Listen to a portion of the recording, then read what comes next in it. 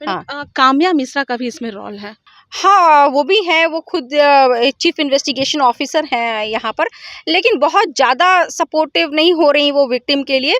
वो उसको दूसरी एंगल में मोड़ना चाह रही हैं इस केस को। अभी रिसेंट डेवलपमेंट जो हुआ है वो कि वंदना गुप्ता के द्वारा जो अग्रिम जमानत जो कोर्ट में दाखिल की गई थी उसको वापस ले लिया गया है, क्योंकि उन्हें कहीं भी कोर्ट का रुझान उनको बेल देने की के तरफ नहीं दिख रहा था। वेट कर रहे हैं कि चार्जशीट दायर करती है पुलिस, तो इसकी कार्रवाई हम लोग उस हिसाब से कोर्ट के ही माध्यम से होगा, क्योंकि पुलिस यहाँ पे एसआईटी अपने तरफ से कोई भी पहल नहीं दिखा रही है। वो एक्यूज्ड को मदद ही कर रही है, जो कि बिल्कुल सपोर्ट कर रही है प्रोसिक्यूशन के केस को, कि वहाँ पे लड़के आते थे। जो 18 में जो एफआईआर में जो बातें कही गई हैं, जो दूसरी पीड़िता ने बोला है कि वहाँ पे लड़के बुलाए जाते थे, जबरन उनके साथ गलत करवाया जाता था, तो उन सारी चीज़ों को कोरिलेट कर रही है डायरी, केस डायरी। यहाँ पे हम वकीलों को दिन के उजाले में एंट्री नहीं मिलती और मर्दों को रात के 10:30 बजे एंट्री मिल रही है, तो ये अपने आप में बहुत चौंकाने वाली बात है। जी बिल्कुल हो सकता है, क्योंकि वंदना गुप्ता का गिरफ्तारी अपने आप में ना हो पाना, ये भी एक बहुत बड़ा मुद्दा का बात है। नमस्कार, आप देख रहे हैं लाइव बिहार, मैं आपके साथ रूपम। अभी शेल्टर होम मामला, गायघाट में जो शेल्टर होम मामला हुआ था, काफ़ी उछाल हुआ था और उसके बाद बीच में एकदम ऐसा हो गया कि कोई लोग, किसी को कुछ पता नहीं कि आखिर उसमें क्या कुछ आगे कुछ कार्रवाई क्या हुई। लगातार हमें कमेंट बॉक्स पे लोग कमेंट्स कर रहे हैं और पूछ रहे हैं कि शेल्टर होम मामला का आखिर क्या हुआ, इसकी जानकारी हमें आप कब दीजिएगा, क्या इस मामले को भी सल्टा देने की कोशिश की जा रही है। इसके लिए आज इस केस को जो देख रही हैं मीनू कुमारी, वो हमारे साथ जुड़ी हुई हैं। मीनू, आपका लाइव बिहार में स्वागत है। बहुत बहुत धन्यवाद। आप मुझे बताइए कि अभी क्या कुछ हुआ है, उसमें मामला में आगे क्या कुछ हुई है। हाई कोर्ट द्वारा स्वतः संज्ञान के बाद तो मामला चल ही रहा है और रेगुलर वे में चीज़ें चल रही हैं। हाँ, अभी ये सुर्खियों में नहीं है, क्योंकि अब कानूनन कार्रवाई चल रही है। जुडिशरी जो हमारा कोर्ट है, वहाँ पे चीज़ें जो बाय प्रोसेस होती है, वो सारी चीज़ें अपनी जगह पे चल रही हैं। तो लेकिन अभी रिसेंट डेवलपमेंट जो हुआ है वो कि वंदना गुप्ता के द्वारा जो अग्रिम जमानत जो कोर्ट में दाखिल की गई थी उसको वापस ले लिया गया है, क्योंकि उन्हें कहीं भी कोर्ट का रुझान उनको बेल देने की के तरफ नहीं दिख रहा था। तो उन्होंने एक स्ट्रैटेजी के तहत कह लीजिए, या उनका जो अपना आगे का वे ऑफ होगा केस को करने का, उन्होंने वापस ले लिया है इसे। और ये अब हम लोग वेट कर रहे हैं कि चार्जशीट दायर करती है पुलिस, तो इसकी कार्रवाई हम लोग उस हिसाब से कोर्ट के ही माध्यम से होगा, क्योंकि पुलिस यहाँ पे एसआईटी अपने तरफ से कोई भी पहल नहीं दिखा रही है। वो एक्यूज्ड को मदद ही कर रही है। तो इन सारी बातों को हमने हाई कोर्ट में, नेक्स्ट जो डेट है हाई कोर्ट में 29 जून को, उसमें हम इन सारी बातों को रखने वाले हैं कि अभी तक के इन्वेस्टिगेशन में जितनी भी बातें आई हैं, जो कि बिल्कुल सपोर्ट कर रही है प्रोसिक्यूशन के केस को, कि वहाँ पे लड़के आते थे। जो 18 में जो एफआईआर में जो बातें कही गई हैं, जो दूसरी पीड़िता ने बोला है कि वहाँ पे लड़के बुलाए जाते थे, जबरन उनके साथ गलत करवाया जाता था, तो उन सारी चीज़ों को कोरिलेट कर रही है डायरी, केस डायरी। गार्ड्स ने भी बोल दिए हैं कि हाँ, मैडम के गेस्ट आया करते थे, इसलिए हम विजिटिंग रजिस्टर में एंट्री नहीं किया करते थे। तो ये सारी चीज़ें अपने आप में एक पुख्ता सबूत है, और इवन वंदना गुप्ता ने भी एक्सेप्ट किया है। वो घुमा के एक्सेप्ट कर रही हैं, लेकिन यस, वो कह रही हैं कि 10:30 बजे रात को मुझे अवासिन के पति और पिता बोल के किसी ने मुझे तो यहाँ पे हम वकीलों को दिन के उजाले में एंट्री नहीं मिलती और मर्दों को रात के 10:30 बजे एंट्री मिल रही है। तो ये अपने आप में बहुत चौंकाने वाली बात है कि ऐसा क्या था कि उन्हें एंट्री दी जाती थी। तो ये सारी बातें तो बिल्कुल आ गई हैं केस डायरी में। अच्छा, ये सब सारी बातें आ गई है तो, और वो लड़की भी जिसके साथ ये हुआ, वो सामने खुलकर आकर बोल रही है, तो लेकिन पुलिस उसे गिरफ्तार क्यों नहीं कर रही है। पहले भी मतलब गिरफ्तार जो किया जाता है कि सबूत ना वो मिटा दे, तो ऐसा क्यों हो रहा है यहाँ पर।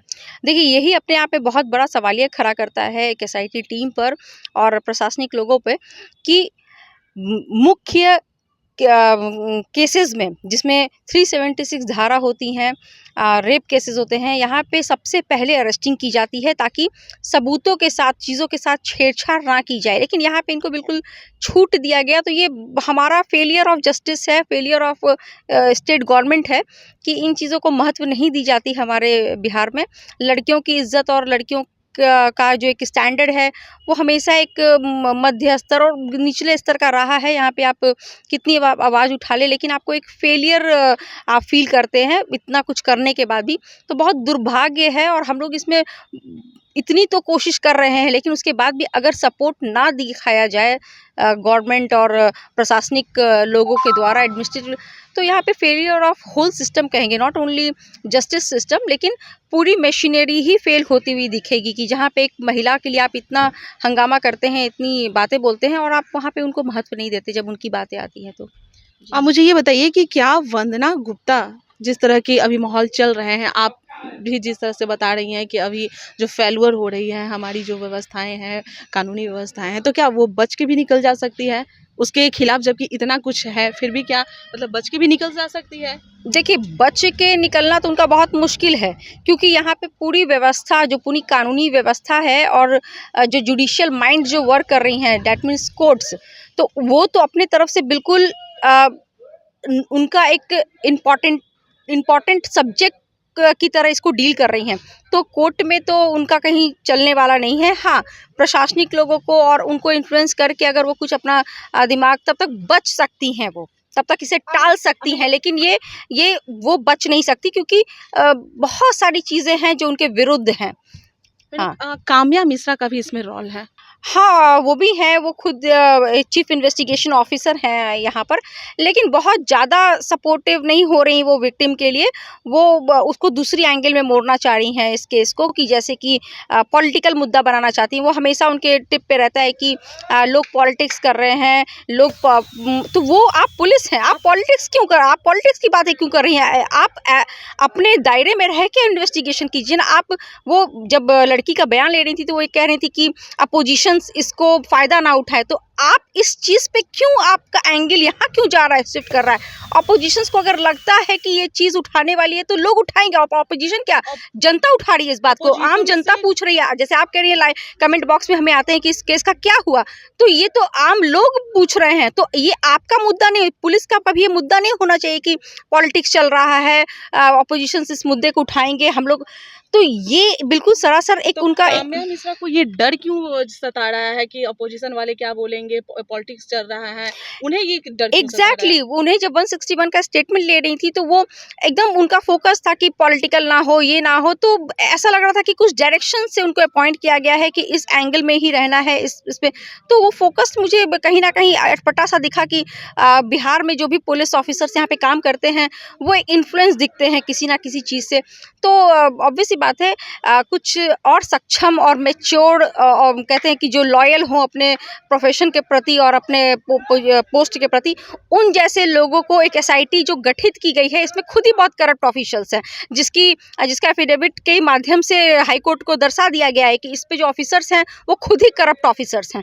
तो इस तरीके की बातें तो बिल्कुल ओपनली मैंने इसको रखा है कि एक स्पेशलाइज्ड टीम हो विथ बोनिफाइड, कहते हैं कि उनका जो सर्विस काल रहा हो एक बोनिफाइड रहा हो, उनके बैकग्राउंड्स को चेक करके डाला जाए कि वो इन्फ्लुएंस ना हो सके। उस तरीके के ऑफिसर्स को इस मामले की जांच पे रखना चाहिए, ना कि कोई भी जिसको प्रमोशंस चाहिए, बहुत तरीके, हाँ, पॉलिटिक्स की चिंता हो, तो उन जैसे लोगों को इन्वेस्टिगेशन टीम में ना रखा जाए। एक फेयर और इंडिपेंडेंट ऑफिसर भी काम कर सकता आपने है। जो बोली कि काम्या मिश्रा को थोड़ा पॉलिटिक्स की ज़्यादा चिंता है कि अपोजिशन वाले क्या कहेंगे, तो यहाँ पे कहीं ना कहीं जो बू आ रही है कि पॉलिटिक्स यानी कि ऊपर के लोग भी इसमें शामिल हैं।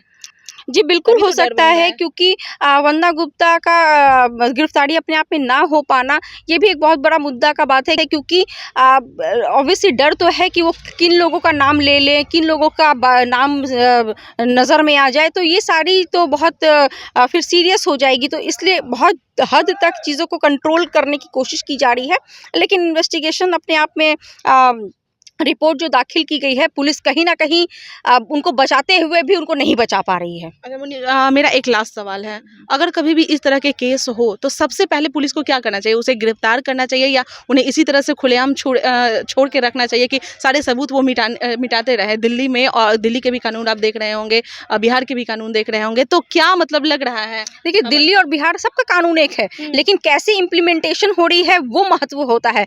वहाँ पे लोग सीरियस हैं, लड़कियों लड़कियों की बातों को लेकर के वो लोग सीरियस, लेकिन यहाँ पे सीरियस नहीं है, यहाँ के ऑफिसर्स ही सीरियस नहीं है। वो लोग बस अपने सरकारी वेतन उठाना और प्रमोशंस, पॉलिटिक्स इसी में रहते हैं, लॉबिंग क्रिएट करना। तो ये इन्वेस्टिगेशन क्या करेंगे, ये इंक्वायरी क्या करेंगे? सबसे पहले पकड़ना चाहिए था। जी हाँ, गिरफ्तारी अहम होती है ताकि उससे और लीड मिल सके, लेकिन ये विदाउट सिम कार्ड आप उनका फ़ोन सीज करते हैं और फिर आप उसको एफएसएल में भेजते हैं। What is this? ये तो बुलशिट है ना। ये सारी चीज़ें तो केस डायरी में है। जब हमारा ट्रायल चलेगा तो एक-एक चीज़ की पोस्टमार्टम होगी, जो भी इन लोगों ने सीज किया है, एक-एक पन्ने का कहते हैं ना कि यहाँ पे, तो ये सारी बातें तो एकदम होंगी। तो ठीक है, वो कहते हैं ना वो बच के निकल सकती हैं वो जितने टाइम तक, लेकिन सज़ा तो होनी है।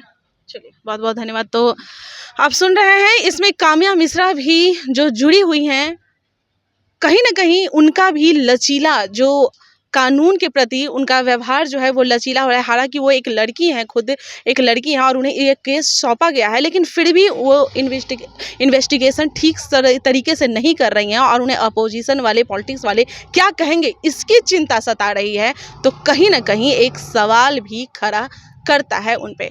और एक और बात, लड़की जहाँ पर इस तरह से खुलकर उसके सामने शोषण हो रहा था, पीड़िता वो लड़की खुलकर आपको बता रही है, सामने खड़ी हो रही है कि समाज को बता रही है, उसके बाद भी इस तरह की व्यवस्था, हमारी कानून व्यवस्था है, उसे अभी तक इंसाफ नहीं मिला है। बताइए, वंदना गुप्ता को अभी तक पकड़ा भी नहीं गया है, खुलेआम छोड़ा हुआ है।